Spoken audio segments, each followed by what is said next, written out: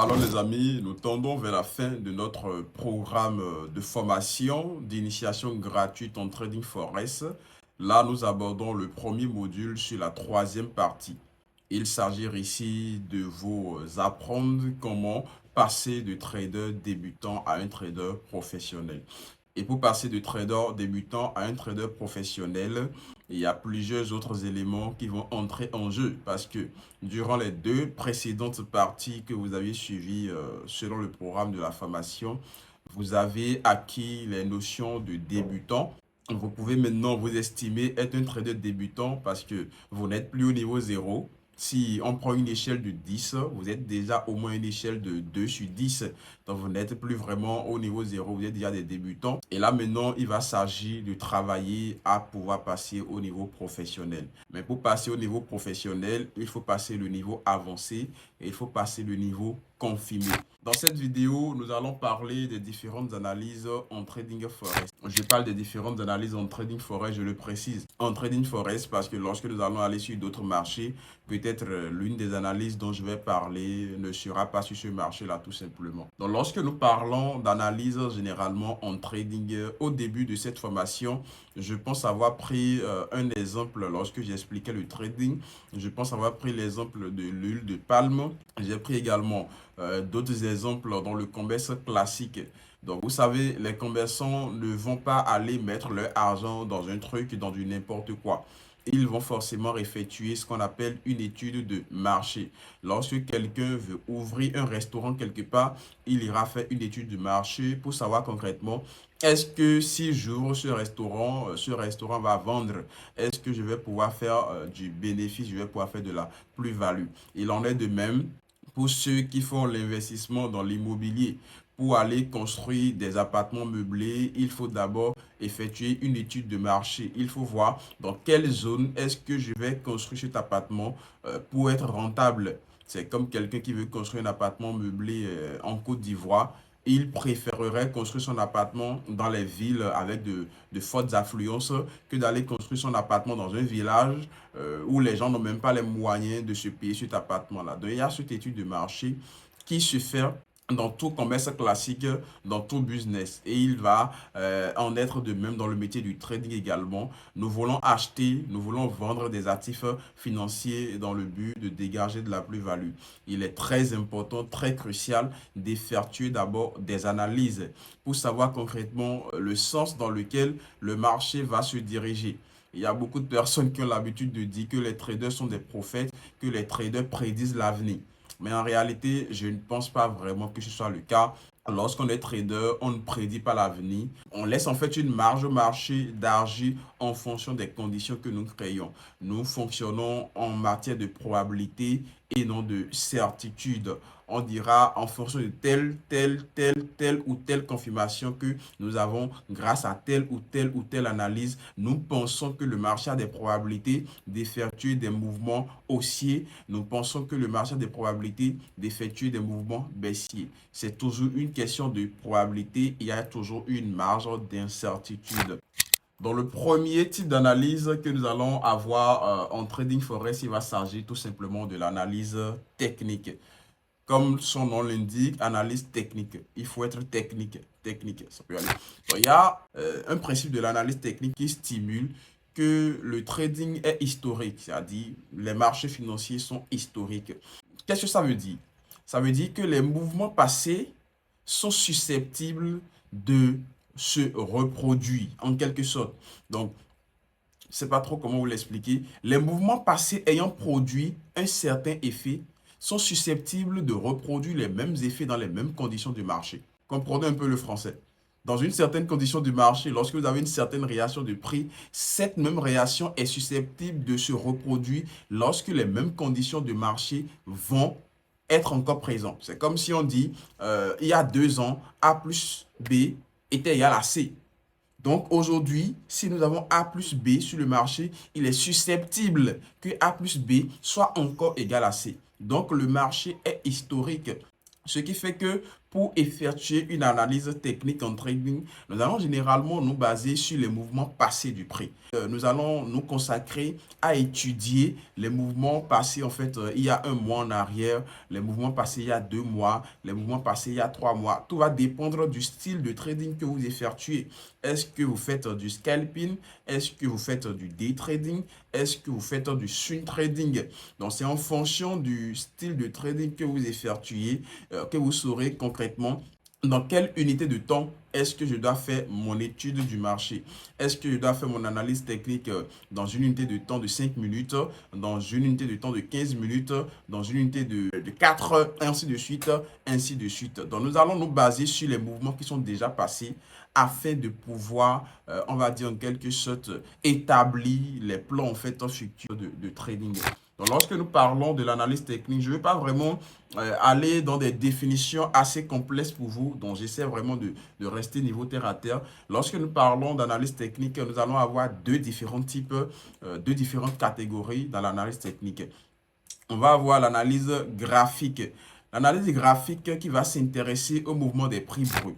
C'est-à-dire, ici, nous allons venir directement sur le marché et nous allons utiliser ce qu'on appelle des outils d'analyse graphique. Ça peut être le rectangle, le triangle, les lignes de tendance, ça peut être des droites horizontales, des droites obliques, de Fibonacci, ainsi de suite, ainsi de suite. Donc, il y a plusieurs outils d'analyse graphique que vous pouvez avoir. Lorsque j'ai fait la vidéo sur la prise en main de la plateforme MetaTrader, je pense que j'ai parlé de certains outils d'analyse que vous pouvez retrouver sur la plateforme. Donc, ces outils d'analyse vont nous permettre d'effectuer ce qu'on appelle une analyse graphique. Après l'analyse graphique, je vais vous montrer tout à l'heure un exemple d'analyse graphique. Ne vous inquiétez pas. Après l'analyse graphique, nous allons avoir ce qu'on appelle l'utilisation des indicateurs techniques. Donc, la deuxième catégorie d'analyse technique ici, c'est l'utilisation d'indicateurs techniques.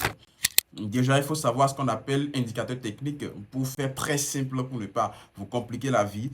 Les indicateurs techniques, c'est tout simplement des algorithmes mathématiques qui ont été programmés à base d'un certain programme et nous donner en quelque sorte des signaux d'achat et de vente. Maintenant, ça, c'est l'explication basique, les signaux d'achat et de vente, parce que même lorsqu'on utilise des indicateurs techniques, il faut faire attention à ne pas vendre à tout prix et à ne pas acheter à tout prix. Parce que on dit très souvent le meilleur indicateur du prix reste le prix en lui-même. Donc les indicateurs techniques peuvent vous induire en erreur, d'où l'importance d'associer l'utilisation d'indicateurs techniques à l'analyse graphique ou à d'autres outils que vous pouvez utiliser pour valider tout simplement vos prises de décision. Donc en matière d'analyse technique, en matière d'indicateurs techniques, pardon, nous avons des dizaines, voire des centaines d'indicateurs techniques. Il y en a tellement, tellement. Les plus utilisés par les traders, c'est par exemple le RSI, le Relative Trend Index, les moyennes mobiles, les bandes de Bollinger, le MRCD, ainsi de suite, le TDI, vous voyez, ainsi de suite, ainsi de suite. Donc, il y a ces indicateurs qui sont les plus couramment utilisés par les traders. Après ça, vous allez avoir d'autres indicateurs techniques. Il y en a plusieurs. Comme je l'ai dit, il y a des centaines d'indicateurs techniques aujourd'hui. Il y a certains qui sont gratuits. Il y a certains que vous êtes obligés d'acheter tout simplement. Le conseil que moi, je donne généralement, et voilà ce qu'on applique en fait dans notre académie. Nous sommes beaucoup plus concentrés sur l'analyse graphique. On n'utilise pas beaucoup, on n'utilise pas vraiment d'indicateurs techniques. C'est vrai, avant, quand j'ai débuté le trading, en fait, vous voyez, lorsqu'on débute, on essaie un peu de trou et on fait des erreurs, on commet des erreurs, on se corrige, on voit que bon, ça là, je vais faire ça, ça là, non. Mais en fait des comptes, en fait, on finit par réaliser que bon, j'étais en train de faire très compliqué. Et bien, il va falloir maintenant que je commence à faire très simple en fait pour simplifier mon trading. Parce que plus on évolue et plus on a envie vraiment d'alléger les choses. Et ce n'est pas parce que vous faites les choses compliquées, ce n'est pas parce que vos analyses sont compliquées que l'on vous estimera être un trader performant. Tout se situe au niveau des résultats. Donc, on cherche beaucoup plus la simplicité dans nos travaux et tout, dans nos travaux, pardon. Donc, nous nous concentrons beaucoup plus sur l'analyse graphique. Même s'il arrivait qu'on devait utiliser des indicateurs, on va utiliser un ou deux indicateurs maximum. un indicateur généralement. Sinon, on n'est pas trop trader en indicateurs techniques. Ça ne veut pas dire que je crache sur les indicateurs techniques. Il y a des traders qui utilisent des indicateurs techniques et ça marche pour eux. Mais une fois que vous accéderez à la formation avancée, vous allez beaucoup plus comprendre pourquoi est-ce qu'on évite trop l'utilisation d'indicateurs techniques. Il y a vraiment un mythe au niveau autour des indicateurs techniques. Il faut vraiment faire attention à ça. Il faut vraiment des explications plus poussées que je viens de plus que ce que je viens de donner pour vous permettre de comprendre beaucoup plus en profondeur de quoi est-ce qu'il s'agit.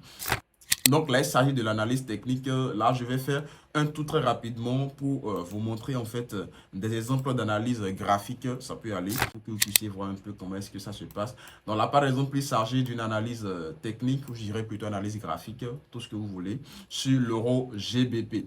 Donc là, nous travaillons avec un style une approche analytique qu'on appelle le MCS. Cette approche analytique, c'est une approche analytique que j'ai créée à base de mon expérience, à base de tout ce que j'ai appris durant toutes ces années de trading et tout. Et c'est l'approche analytique que nous utilisons actuellement avec les membres de la formation que nous enseignons, qui permet quand même aux gars de vraiment avoir des résultats concrets, que ce soit sur le marché du forex ou encore sur le marché des volatilités. Cette approche analytique marche parfaitement. Bon, il n'y a rien de parfait, mais idéalement, vous êtes rentable en fait sur du long terme lorsque vous appliquez très bien tout ce que vous enseigne à propos de cette approche analytique-là. Donc là, par exemple, c'est une analyse sur l'euro GBP. Cette analyse, je l'avais envoyée dans le groupe Telegram, je pense en décembre. Je pense, j'avais envoyé ça dans le groupe Telegram. J'aurais bien voulu vous montrer l'analyse dans le groupe Telegram, mais là, je n'ai pas mon Telegram qui est ouvert. Pour ceux qui sont déjà dans le canal Telegram, vous pouvez aller défiler dans les messages, voir dans les fichiers. Il y a cette analyse que j'ai envoyée avec la prévision à l'appui. Et bah, très bon jeu. On avait fait un ratio de 4,65 ici. Ici, on a pris un ratio de 2,83. Donc, sur cette position, par exemple, j'avais fait pratiquement 1000 $ sur cette position. Je pourrais vous montrer également la capture. Je pense que je l'ai envoyé dans le groupe également. Si vous fouillez très bien, vous allez pouvoir retrouver ça. Donc là, c'était une analyse en fait qui a été faite avec des outils d'analyse, vous voyez. Ces outils, par exemple, ceci c'est un rectangle. Ici, vous avez un cercle. Là, vous avez un outil de BC. Ici, c'est les outils de prise de position short et longue. Donc en fait, l'analyse se fait en fonction de ce que le marché présente. Ce n'est pas parce que cette analyse que je vais faire ici, en fait, j'ai utilisé des rectangles ou bien j'ai écrit des ZR que sur un autre actif, je vais faire exactement la même chose. Je fais l'analyse en fonction de ce que le marché me présente. Je vais vous montrer d'autres analyses. Je vais vous montrer une analyse, par exemple, sur l'euro 4. Cette analyse, je l'avais envoyée dans le groupe, je pense, depuis septembre. Depuis septembre, hein, ouais, depuis septembre 2023, j'avais envoyé cette analyse. J'avais fait les prévisions. Je pense que la prévision, elle était un truc du genre d'ici à ici ou de là à là. Je ne me rappelle plus vraiment. Mais là, en fait, actuellement, il y a la prévision qui est respectée. Seulement que je ne suis pas en position sur cet actif. Vous allez remarquer que ici encore, l'analyse qui est faite ici est un peu différente de ce qui est fait sur l'autre actif. Et là, c'est toujours la même approche analytique, le MCS, qui signifie Momentum Concept Stratégie, tout simplement. C'est toujours la même approche analytique. Mais vous remarquez que la façon dont on analyse est un peu différente. Je vous montre encore une autre analyse ici sur l'euro CHF. Vous allez remarquer encore, vous voyez, ça c'est une autre analyse sur l'euro CHF. Et là, il y a les rectangles, il y a les traits. Vous remarquez encore ici que c'est un peu différent encore. Ça, je ne sais pas si vous comprenez un peu. Donc, nous faisons les analyses en fonction des conditions de marché, en fonction de ce que chaque actif financier nous donne en fait comme prévision, comme condition. C'est en fonction de cela que nous effectuons nos analyses. En matière d'analyse technique, il n'y a pas une science exacte. Ce n'est pas comme la mathématique où A plus B égale à C ou bien 1 plus 1 égale à 2. Non, on essaie en fait de s'adapter aux conditions du marché, de travailler avec les probabilités et de pouvoir tirer en fait notre épingle du jeu, de pouvoir gagner de l'argent grâce à nos prises de décision. L'approche analytique MCS est une approche analytique qui a fait ses preuves déjà. Il y a plein déjà de traders en fait dans notre académie qui l'utilisent, que ce soit sur le marché du forex ou encore sur le marché des volatilités, et ça leur marche en fait à merveille. Donc je voulais tout simplement vous montrer à quoi est-ce qu'une analyse technique en fait ressemble. Donc c'est pas vraiment des choses hyper, c'est-à-dire des toiles d'araignée, comme peut-être vous avez fait une recherche sur internet, vous êtes tombé sur une image, où il y a des trucs tracés par-ci par-là. Non, non, non, c'est pas aussi compliqué que ça. C'est vrai, au début, quand je me suis lancé dans le trading à votre étape de débutant, je faisais de ces choses-là. Je pensais qu'il fallait être compliqué sur les marchés pour être performant et tout. Mais avec le temps, j'ai su réaliser que tout doit se faire dans la simplicité possible. Parce que si le trading déjà est un métier compliqué, et que moi, je me complique encore la vie en ajoutant plein d'outils, d'indicateurs à mon graphique et tout, et ben, je suis en train de courir à ma perte et je ne me conditionne pas également à une bonne santé mentale non plus. Donc voilà un peu quelques exemples d'analyse technique. Je peux encore vous montrer plein d'autres et tout. Dans le groupe Telegram également, vous allez avoir des captures d'analyse technique que j'ai envoyées. Donc, après l'analyse technique, nous allons parler rapidement de la deuxième forme d'analyse que nous avons. Nous allons parler tout simplement de l'analyse fondamentale.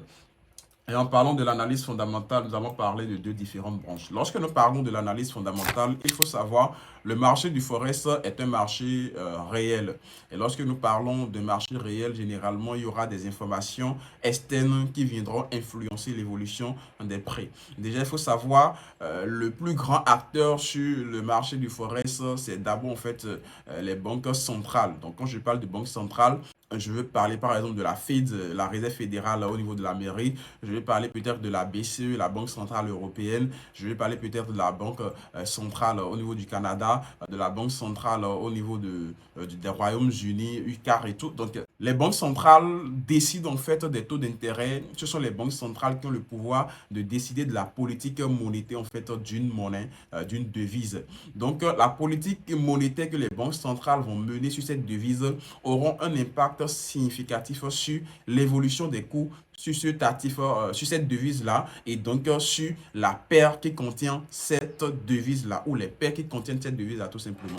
La banque centrale peut décider, par exemple, d'injecter de la liquidité en fait dans l'économie, ou encore de retirer en fait de la masse monétaire. Ça va dépendre en fait de la politique que cette banque centrale voudrait mener. Donc, par exemple, la banque centrale peut décider d'augmenter l'inflation ou de diminuer les taux d'intérêt, et toutes ces informations vont avoir un impact significatif sur les marchés financiers. C'est là on parle de l'analyse fondamentale. C'est beaucoup plus une étude macroéconomique et géopolitique qui va se baser en fait sur ce qui se passe dans des économies données pour pouvoir prédire en fait l'évolution des coûts sur ces actifs financiers là, tout simplement. C'est comme aujourd'hui, si on nous révélait qu'il y a une guerre entre les USA et la Russie par exemple, et ben, ça aura forcément un impact sur le dollar, parce que plus il y aura la guerre, plus l'économie peut-être sera peut-être asphyxiée, moins il y aura de voyages, les frontières seront fermées, les relations internationales ne vont plus évoluer en tant que telles. Donc cela aura forcément un impact significatif sur, par exemple, la paix euro-USD.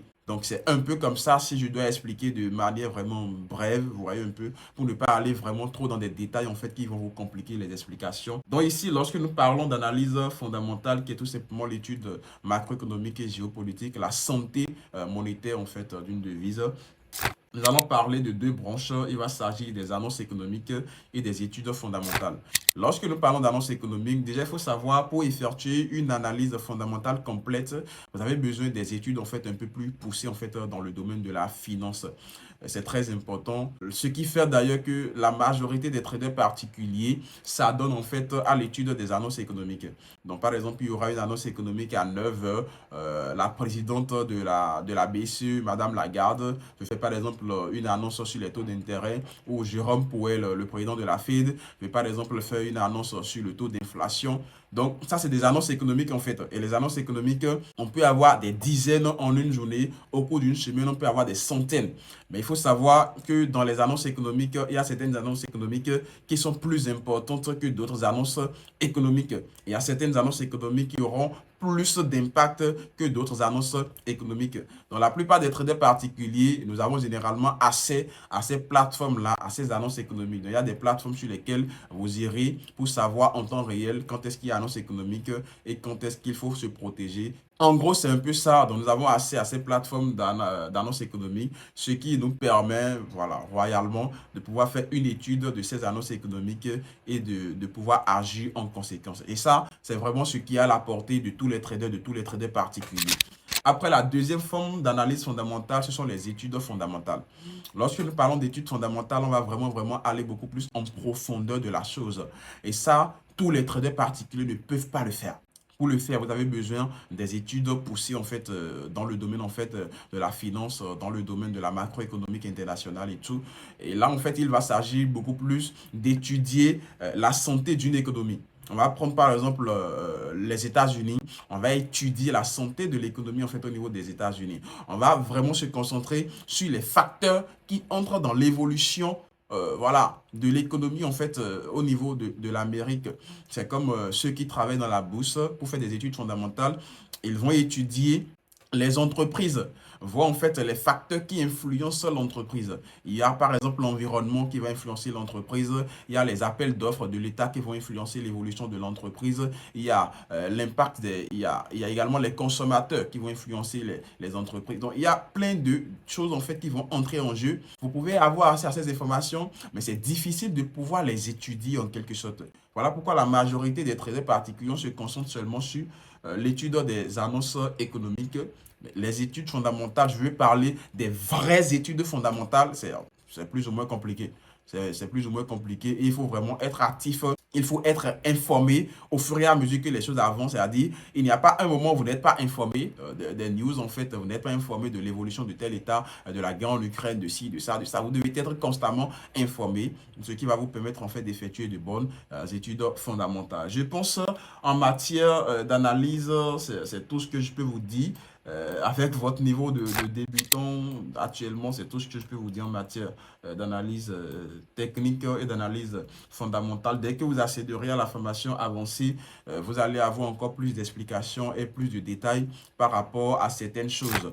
J'espère quand même avoir apporté des explications assez solides. J'espère que vous avez compris. Si ce n'est pas le cas, si vous avez des préoccupations, n'hésitez pas à me le faire savoir dans les commentaires et je me ferai un plaisir de vous répondre. Là, on va se retrouver dans le prochain module dans lequel je pense qu'on va parler de stratégie. À ciao.